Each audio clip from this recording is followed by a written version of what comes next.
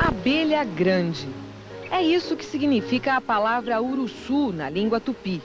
Assim, os índios chamavam várias espécies de abelhas que, além do tamanho, em torno de 1,5 centímetros, apresentam outras características em comum. Possuem uma mandíbula grande e poderosa para defender a colmeia do ataque de invasores. Em compensação, elas não têm ferrão. Na natureza, a uruçu faz os ninhos em troncos de árvores e a cor depende da espécie. A uruçu é uma das quase 400 espécies de abelhas nativas brasileiras. Algumas até você já viu aqui no Globo Rural, como a jataís e a mandaçaia.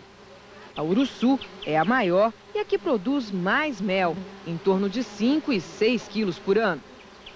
Mas para você entender melhor como é o comportamento dessa abelha, vamos compará-la com uma espécie que, apesar de importada, é bem mais conhecida do produtor brasileiro, a abelha europeia africanizada. A uruçu é maior que a africanizada. As colmeias são completamente diferentes. A abelha africanizada guarda o mel, o pólen e as crias em favos. A uruçu em potes como esses aí. Apenas o ninho onde ficam os ovos e larvas tem forma de favo. Cada uma dessas pequenas células contém um ovo que vai gerar uma nova abelha. As operárias fabricam uma a uma, enchem de alimento e só depois de tudo pronto é que a rainha põe seu ovo. As abelhas africanizadas produzem suas rainhas através de superalimentação. Os ovos que vão gerar uma rainha ficam em células maiores e são alimentados com geleia real. No caso da uruçu, o que determina o surgimento de uma rainha é o fator genético. Para cada 3 operárias, nasce uma rainha virgem. Uma delas vai ser fecundada por um único macho. As outras são expulsas da colmeia quando ficam adultas. Há muito tempo já se sabe a maneira como as abelhas africanizadas se comunicam para informar uma a outra onde é que está a comida. É a chamada dança das abelhas, que o Globo Rural até já mostrou. Vamos relembrar como é que é?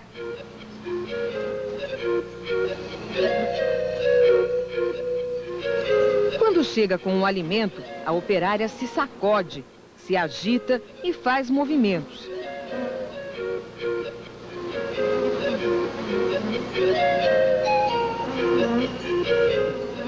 Nesse caso aí, um 8.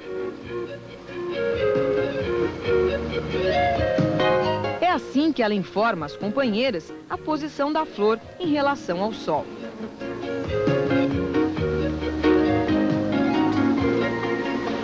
No caso da uruçu, essa comunicação é bem diferente. Essa abelha tem o hábito de marcar o caminho entre o ninho até o local onde está a comida. É a chamada trilha do cheiro. Acompanhe o experimento montado pelo pessoal da Universidade Federal de Uberlândia, em Minas Gerais.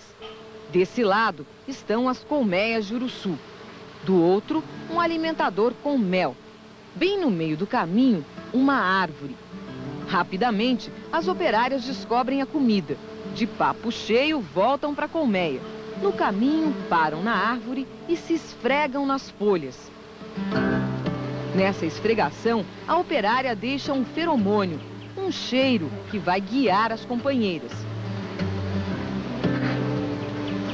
Quem descreveu esse comportamento foi o agrônomo e pesquisador Warwick Kerr, professor da universidade, o homem que trouxe a abelha africana para o Brasil.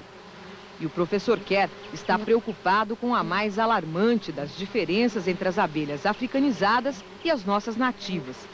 Enquanto as africanizadas reinam absolutas na preferência dos criadores, as uruçus, a exemplo do que acontece com todas as espécies de abelhas brasileiras, estão ameaçadas de extinção.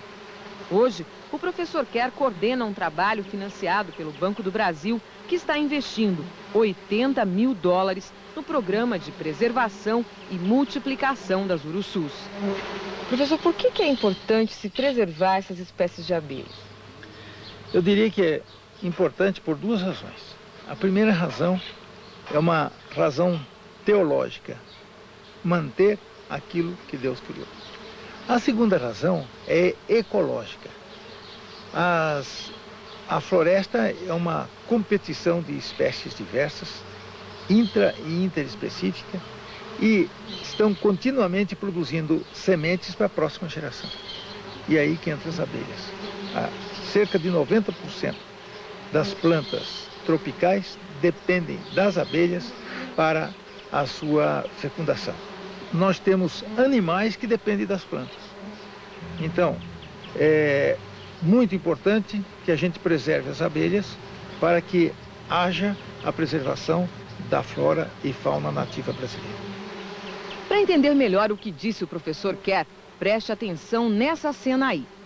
São as abelhas que polinizam as flores dessa palmeira para que elas se transformem em frutos. Esses coquinhos, alimento apreciado pelos pássaros. Eles comem a polpa e regurgitam a semente. No chão, ela vai germinar e originar uma nova palmeira, que vai dar novas flores, que as abelhas vão polinizar e começar tudo outra vez. Sem abelha, não tem fruto. Sem fruto, não tem comida para os pássaros, nem semente para originar uma nova palmeira. E esse ciclo acontece com outras plantas e bichos. Se as abelhas desaparecerem, o resultado pode ser desastroso. E muitas espécies animais e vegetais podem sumir antes mesmo de serem conhecidas. Quer um exemplo? Há mais ou menos 3 anos, numa das poucas reservas de Mata Atlântica do Espírito Santo, se descobriu uma nova espécie de uruçu.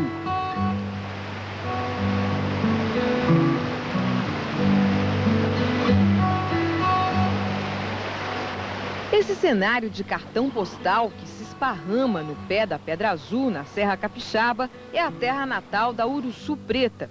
Até então, só se conhecia as espécies que vivem no Nordeste e no Norte do país. A bióloga Vânia Nascimento é quem estuda essas abelhas. Vânia, que diferença que tem a uruçu preto das outras espécies de uruçu? Olha, a uruçu é porque eles chamam uruçu de abelha grande. Então, uma abelha grande, e ela não tem muita diferença, como você viu com a do Nordeste, exceto o tamanho, que ela é uma abelha bem maior, e a coloração.